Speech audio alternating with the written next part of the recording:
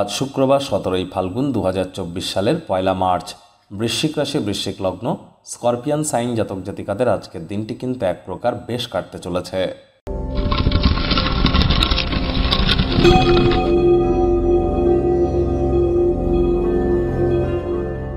ভিডিওটি শুরুতেই আপনারা স্ক্রিনে দেখতে পাচ্ছেন দেবী মহালক্ষ্মীর গায়ত্রী মন্ত্র।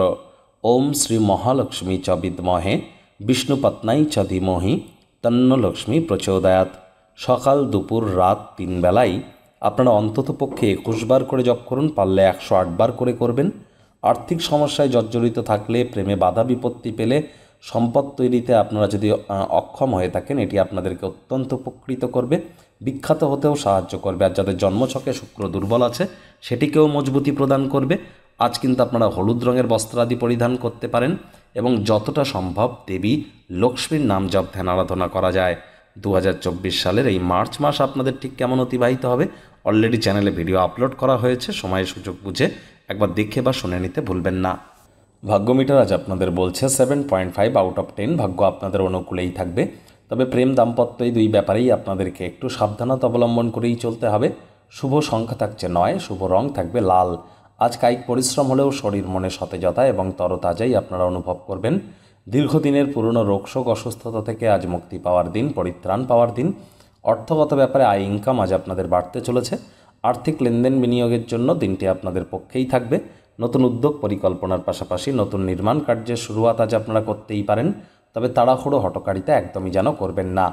আজ মুখে একটি হাসি আপনার সর্বদাই লেগে থাকবে, অপরিচিতদেরও পরিচিত বলে মনে হবে। পরিবারের সদস্যদের সাথে একসাথে কোথাও ভ্রমণে যেতে পারেন, যার কারণে অতিরিক্ত অর্থ ব্যয় হতেই পারে। আজ যারা চাকরিজীবী আছেন তাদের অফিসের পরিবেশ এক প্রকার বেশ, বস কলিগদের সাথে ভাব ভালোবাসা বাড়বে, কর্মে গতি অনুভব করবেন। নিজের মেধা, দক্ষতা, ট্যালেন্টের দৌলতে প্রশংসার পাত্রপাত্রীও আপনারা হতে চলেছেন। রাজনীতিবিদ যারা আছেন জনসংযোগ বৃদ্ধি করুন, সমাজসেবা, দান ধ্যান, ধর্মীয় ক্রিয়াকলাপে অগ্রণী ভূমিকা নিন, সমাজে পপুলারিটিও ইনক্রিজ করবে।